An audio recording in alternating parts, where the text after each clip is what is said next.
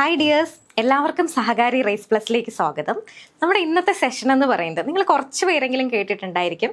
Vocational higher secondary എഡ്യൂക്കേഷനിലെ non vocational ടീച്ചേഴ്സിൻ്റെ notification ഉടൻ തന്നെ വരുന്നതാണ്. അപ്പോൾ കുറച്ച് പേർക്കെങ്കിലും ഉള്ള ഡൗട്ടാണ്, എന്താണ് ഈ വൊക്കേഷണൽ ടീച്ചേഴ്സ് അതുപോലെ നോൺ വൊക്കേഷണൽ ടീച്ചേഴ്സ് എന്ന് പറയുന്നത്, അതുപോലെ തന്നെ സാധാരണ ഹയർ സെക്കൻഡറിയും ഈ ഒരു വൊക്കേഷണൽ ഹയർ സെക്കൻഡറി എഡ്യൂക്കേഷനും തമ്മിലുള്ള വ്യത്യാസം. അപ്പോൾ അതിനെക്കുറിച്ചും അതുപോലെ തന്നെ ഇതുവരെ നടന്നിട്ടുള്ള നമ്മുടെ എക്സാമുകളുടെ സ്റ്റാറ്റസും റാങ്ക് ലിസ്റ്റിൻ്റെ സ്റ്റാറ്റസും അങ്ങനെയുള്ള കാര്യങ്ങളും ഒക്കെയാണ് ഇന്ന് നോക്കുന്നത്. ഓക്കെ, അപ്പോൾ നമുക്ക് സ്റ്റാർട്ട് ചെയ്യാം. എന്താണ് ആദ്യമായിട്ട് തന്നെ non vocational teachers? Non vocational teachers ആരാണ്? അപ്പോൾ നമുക്കറിയാം, വൊക്കേഷണൽ ഹയർ സെക്കൻഡറി എഡ്യൂക്കേഷനാണ് നമ്മുടെ ഡിപ്പാർട്ട്മെന്റ് എന്ന് പറയുന്നത്. അപ്പോൾ വൊക്കേഷണൽ ഹയർ സെക്കൻഡറി എഡ്യൂക്കേഷനിൽ വൊക്കേഷണലും നോൺ വൊക്കേഷണലും തമ്മിലുള്ള ഡിഫറൻസ് എന്ന് പറയുമ്പോഴത്തേക്കും നമുക്കറിയാമായിരിക്കുമല്ലോ. വൊക്കേഷണൽ എന്ന് പറയുമ്പോഴത്തേക്കും നോർമലി ഉള്ള സ്കൂളുകളിൽ നിന്നും വ്യത്യസ്തമായിട്ട് തൊഴിലധിഷ്ഠിത കോഴ്സുകളാണ് ഇതിൽ പ്രൊവൈഡ് ചെയ്യുന്നത്. ഓക്കെ, അപ്പം നോൺ വൊക്കേഷണൽ എന്ന് പറയുമ്പോഴത്തേക്കും സാധാരണ സ്കൂളുകളിൽ പഠിപ്പിക്കുന്ന ജനറൽ സബ്ജക്റ്റുകളാണ് നോൺ വൊക്കേഷനിൽ വരുന്നത്. ഓക്കെ, ക്ലിയർ ആയി എന്ന് വിചാരിക്കുന്നു. അപ്പോൾ നമുക്ക് നോൺ വൊക്കേഷണൽ ഹയർ സെക്കൻഡറി എഡ്യൂക്കേഷനിൽ തന്നെ നോൺ വൊക്കേഷണൽ സബ്ജക്റ്റുകൾ എന്ന് പറയുമ്പോഴത്തേക്കും നമ്മൾ ജനറലി കാണാറുള്ള ഫിസിക്സ്, മാത്തമാറ്റിക്സ്, ഇംഗ്ലീഷ്, എക്കണോമിക്സ് അങ്ങനെയുള്ള കോഴ്സുകളാണ് വരുന്നത്. പിന്നെ ഇതിൽ പ്രത്യേകത എന്താണെന്ന് വെച്ചാൽ, നമ്മുടെ വൊക്കേഷണൽ ഹയർ സെക്കൻഡറി എഡ്യൂക്കേഷനിൽ സാധാരണ നമ്മൾ ഹയർ സെക്കൻഡറി എഡ്യൂക്കേഷനിൽ കമ്പൽസറി സബ്ജക്റ്റുകളായിട്ട് വരുന്നത് ഒന്ന് ഇംഗ്ലീഷും അതുപോലെ തന്നെ സെക്കൻഡ് ലാംഗ്വേജും ആണ്. എന്നാൽ അതിൽ നിന്നും വ്യത്യസ്തമായിട്ട് നമുക്ക് വൊക്കേഷണൽ ഹയർ സെക്കൻഡറി എഡ്യൂക്കേഷൻ വരുന്ന സമയത്ത് ഇംഗ്ലീഷ് മെയിനായിട്ടും പഠിക്കണം. പക്ഷേ സെക്കൻഡ് ലാംഗ്വേജിന് പകരം നമുക്ക് വരുന്നത് ജനറൽ ഫൗണ്ടേഷൻ കോഴ്സുകളാണ്. ഓക്കെ, അപ്പൊ നമ്മുടെ vocational higher secondary education start ചെയ്തിട്ടുണ്ടായിരുന്നത് 1983-84 കാലഘട്ടത്തിലായിരുന്നു. ആ ഒരു ടൈമിൽ നമുക്ക് 19 സ്കൂളുകളായിരുന്നു ഉണ്ടായിരുന്നത്. എന്നാൽ ഇന്ന് ആ 19 സ്കൂളിന്റെ സ്ഥാനത്ത് 389 സ്കൂളുകളാണ് വൊക്കേഷണൽ ഹയർ സെക്കൻഡറി എഡ്യൂക്കേഷനിൽ ഉള്ളത്. അതിൽ തന്നെ 261 സ്കൂളുകൾ എന്ന് പറയുന്നത് ഗവൺമെന്റിലും അതുപോലെ 128 സ്കൂളുകൾ എന്ന് പറയുന്നത് എയ്ഡഡിലുമാണ് വരുന്നത്. ഓക്കെ, അപ്പോൾ അതിലായിട്ട് മൊത്തത്തിലായിട്ട് ഈ മൊത്തം 389 സ്കൂളുകളിലായിട്ട് 1100 ബാച്ചുകളും 35 വൊക്കേഷണൽ കോഴ്സുകളുമാണ് അടങ്ങിയിട്ടുള്ളത്. ഓക്കെ, അപ്പോൾ ഇനി നമ്മൾ നോക്കുന്നത്, സാധാരണ നമ്മൾ ഹയർ സെക്കൻഡറി എഡ്യൂക്കേഷനിൽ കാണുന്ന സമയത്തും ഒരു ടീച്ചർ ജോയിൻ ചെയ്യുന്ന സമയത്ത് ജൂനിയർ ടീച്ചേഴ്സ് ആയിട്ടാണ് കയറുന്നത്. പിന്നെ അതിനുശേഷം പ്രൊമോഷൻ കിട്ടിയും അങ്ങനെയൊക്കെയാണ് ജൂനിയേഴ്സ് എന്തായിട്ട് മാറുന്നത്. അതുപോലെ അവരുടെ പീരീഡിന്റെ ബേസിസിലുമൊക്കെ പീരീഡ് കൂടുന്നതനുസരിച്ച് ജൂനിയർ ടീച്ചേഴ്സ് എന്തായിട്ട് മാറും, സീനിയർ ടീച്ചേഴ്സ് ആയിട്ട് മാറും. അതുപോലെ തന്നെയാണ് വൊക്കേഷണൽ ഹയർ സെക്കൻഡറി എഡ്യൂക്കേഷനിലും ഉള്ളത്. NVT ജൂനിയർ ടീച്ചേഴ്സും ഉണ്ട്, സീനിയർ ടീച്ചേഴ്സും ഉണ്ട്.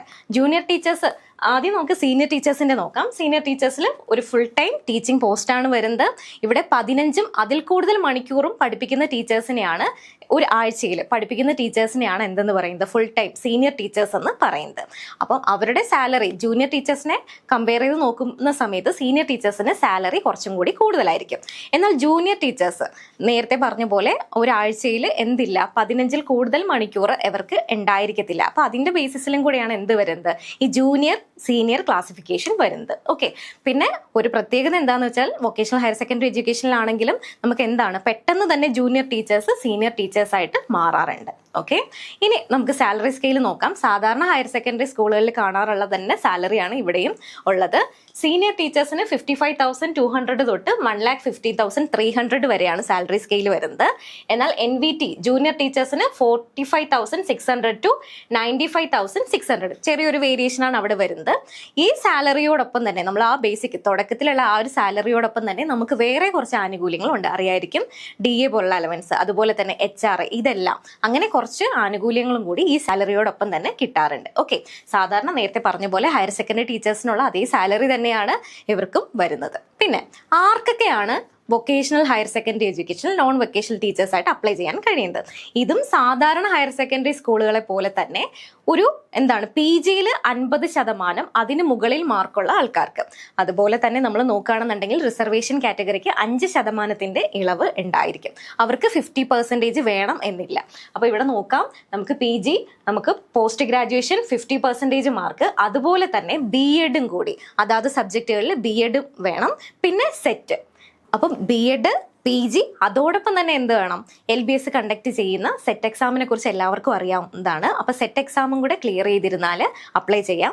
എന്നാൽ സെറ്റ് ഇല്ലാത്ത ആൾക്കാർക്ക്, സെറ്റ് കുറച്ച് ആൾക്കാർക്ക് കാണത്തില്ല, എന്നാൽ കുറച്ച് ആൾക്കാർക്ക് എന്തുണ്ടാവും, MPhil ഉണ്ടാവും, PhD ഉണ്ടാവും, അതുപോലെ തന്നെ നെറ്റ് ഉണ്ടാവും. ഈ കാറ്റഗറിയിലുള്ള ആൾക്കാർക്കും എന്താണ് ഈ എക്സാമിന് അപ്ലൈ ചെയ്യാനായിട്ട് സാധിക്കും. ഓക്കെ, പിന്നെ നമുക്ക് എക്സാം വരുന്നത് 100 മാർക്കിന്റെ എക്സാം ആണ് വരുന്നത്. 100 മാർക്സിന്റെ OMR എക്സാം ആണ് വരുന്നത്. അല്ലാന്നുണ്ടെങ്കിൽ ഓൺലൈൻ എക്സാം ആയിരിക്കും. ഒബ്ജക്റ്റീവ് ടൈപ്പ് നിങ്ങൾക്ക് അറിയായിരിക്കുമല്ലോ, ഒബ്ജക്റ്റീവ് ടൈപ്പ് എക്സാം ആണ് വരുന്നത്. അപ്പോൾ 100 മാർക്സിന്റെ എക്സാം ആണ്. അതിൽ 80 മാർക്ക് വരെ അതാത് സബ്ജക്ട്, ഏത് സബ്ജക്റ്റിൽ അപ്ലൈ ചെയ്യുന്ന ടീച്ചേഴ്സ് ആണെങ്കിലും അവരുടെ മെയിൻ സബ്ജക്ട്. പിന്നെ ബാക്കി 20 മാർക്കിനാണ് എന്ത് വരുന്നത്, ബാക്കി ജനറൽ സബ്ജക്റ്റുകൾ വരുന്നത്. 75 to 80%. പൊതുവെ 80% തന്നെ കാണാറുണ്ട്. 80% മാർക്കും എന്തിനാണ്, അവരുടെ കോർ സബ്ജക്റ്റിനെ ബേസ് ചെയ്തിട്ടായിരിക്കും. പിന്നെ ബാക്കി പോർഷൻ എന്ന് പറയുന്നത് research methodology, teaching, aptitude, general knowledge, അങ്ങനെയുള്ള സബ്ജക്റ്റുകളായിരിക്കും. ഓക്കെ, പിന്നെ അതുപോലെ തന്നെ നമ്മുടെ ഇന്നത്തെ കാലത്ത് നമുക്കറിയാം, കുറച്ച് വർഷം, ഒരു 2-3 വർഷം മുന്നേ ഉള്ള ക്വസ്റ്റ്യൻ പേപ്പറും ഇപ്പോഴത്തെ ക്വസ്റ്റ്യൻ പേപ്പറും കാണുന്ന സമയത്ത് ഓരോ വർഷവും എന്ത് സംഭവിക്കുകയാണ്, ക്വസ്റ്റ്യൻ പേപ്പറിൽ നമ്മുടെ ക്വസ്റ്റ്യൻ്റെ പാറ്റേണിൽ പോലും ചേഞ്ചസ് വന്നുകൊണ്ടിരിക്കുകയാണ്. ഡയറക്റ്റ് ക്വസ്റ്റ്യൻസിൽ നിന്ന് മാറി സ്റ്റേറ്റ്മെന്റ് ടൈപ്പ് ക്വസ്റ്റ്യൻസും കാര്യങ്ങളൊക്കെയാണ് ഇപ്പോഴത്തെ എക്സാമിന് വരുന്നത്. അപ്പോൾ ഇനി നമുക്ക് റാങ്ക് ലിസ്റ്റ് നോക്കാം. നമുക്ക് റാങ്ക് ലിസ്റ്റിന്റെ സ്റ്റാറ്റസും എല്ലാം നോക്കാം. ഇനി നമുക്ക് നോട്ടിഫിക്കേഷൻ വരാൻ ചാൻസ് ഉള്ള സബ്ജക്റ്റുകളാണ് economics, geography, history, commerce, mathematics, physics, biology എല്ലാം. അപ്പോൾ ഇവയുടെയൊക്കെ കാറ്റഗറി നമ്പർ ഇവിടെ കൊടുത്തിട്ടുണ്ട്. അതുപോലെ തന്നെ ഡേറ്റ് ഓഫ് എഫക്റ്റ് ആണ്, എന്നാണ് റാങ്ക് ലിസ്റ്റ് വന്നത് എന്നുള്ള ഡീറ്റെയിൽസും കൊടുത്തിട്ടുണ്ട്. അപ്പം നോക്കുക, economics 2024 20/11/2024, geography 5/11/2024, history 2/9/2025, commerce 12/12/2024, mathematics 12/9/2024, physics 18/10/2024, biology 8/10/2024. നമുക്കറിയാം, ഒരു റാങ്ക് ലിസ്റ്റ് നിലവിൽ വന്നാൽ അതിൻ്റെ കാലാവധി എന്ന് പറയുന്നത് 3 വർഷത്തേക്കാണ്. എന്നാൽ നമുക്കറിയാം 1.5 വർഷം കഴിയുമ്പോൾ തന്നെ എന്ത് സംഭവിക്കും, പുതിയ നോട്ടിഫിക്കേഷനും കാര്യങ്ങളും ഒക്കെ വരും. അതിനനുസരിച്ച് ഈ ഒരു പ്രൊസീജിയർ, ആ ഒരു റാങ്ക് ലിസ്റ്റ് കംപ്ലീറ്റ് ആവാൻ തന്നെ 1.5 വർഷത്തോളം വരും. അപ്പോൾ ഈ ഒരു വർഷങ്ങൾ നിങ്ങൾ നോക്കുകയാണെന്നുണ്ടെങ്കിൽ അറിയാം, ഉടനെ തന്നെ ഈ സബ്ജക്റ്റുകളിലൊക്കെ എന്ത് വരാൻ ചാൻസ് ഉണ്ട്, നോട്ടിഫിക്കേഷൻ വരാനായിട്ട് ചാൻസ് ഉണ്ട്. അതുപോലെ തന്നെ ഇതാ ഇവിടെ കൊടുത്തിട്ടുണ്ട് റാങ്ക് ലിസ്റ്റിന്റെ സ്റ്റാറ്റസ്, ടോപ്പ് മാർക്ക് എത്രയാണ്, ഇതുവരെ എത്ര അഡ്വൈസുകൾ പോയി, പ്രീവിയസ് അഡ്വൈസും കാണുന്ന സമയത്ത് നിങ്ങൾക്ക് മനസ്സിലാക്കാം. അപ്പോൾ ഇതൊക്കെ കണ്ടപ്പോഴത്തേക്കും നിങ്ങൾക്ക് ഏകദേശം ഒരു ഐഡിയ കിട്ടി എന്ന് വിചാരിക്കണു. സാധാരണ ഇപ്പം ഹയർ സെക്കൻഡറി എഡ്യൂക്കേഷനിൽ എക്സാം എഴുതിയിട്ട് നിൽക്കുന്ന ഒരുപാട് അധ്യാപകരുണ്ട്. പക്ഷെ നല്ലപോലെ പെർഫോം ചെയ്ത് പോകാൻ പറ്റാത്ത ഒരുപാട് അധ്യാപകർക്കും വളരെ നല്ലൊരു ചാൻസ് ആണ് വൊക്കേഷണൽ ഹയർ സെക്കൻഡറി എഡ്യൂക്കേഷൻ എന്ന് പറയുന്നത്. അപ്പോൾ നിങ്ങൾക്കൊക്കെ ആ ഒരു സിലബസ് നിങ്ങൾ പഠിക്കുന്ന സമയത്തും മനസ്സിലാകും, നേരത്തെ പഠിച്ച ഹയർ സെക്കൻഡറി എഡ്യൂക്കേഷനിൽ പഠിച്ച അതേ സിലബസ് തന്നെയാണ്, HSSTയുടെ അതേ സിലബസ് തന്നെയാണ് എന്തിലും വരുന്നത്, ഈ വൊക്കേഷണൽ ഹയർ സെക്കൻഡറി എഡ്യൂക്കേഷനിൽ വരുന്നത്. അപ്പോൾ നിങ്ങൾ മാക്സിമം നല്ല രീതിയിൽ തന്നെ പഠിക്കുക. നമ്മുടെ സഹകാരി റേസ് പ്ലസിലാണെന്നുണ്ടെങ്കിലും ഒരുപാട് എൻക്വയറി വന്നിട്ടുണ്ട്. നമ്മൾ 3 സബ്ജക്റ്റുകളിൽ നമ്മളും ഇതിൻ്റെ ക്ലാസ്സുകൾ വൊക്കേഷണൽ ഹയർ സെക്കൻഡറി എഡ്യൂക്കേഷനിൽ നോൺ വൊക്കേഷണൽ ടീച്ചേഴ്സിൻ്റെ ക്ലാസ്സുകൾ പ്രൊവൈഡ് ചെയ്യുന്നുണ്ട്. മെയിനായിട്ടും NVT commerce, NVT economics, NVT physics. നല്ലൊരു ഓപ്പർച്യൂണിറ്റിയാണ്, അതെല്ലാവരും മാക്സിമം യൂട്ടിലൈസ് ചെയ്യുക. ഓക്കെ.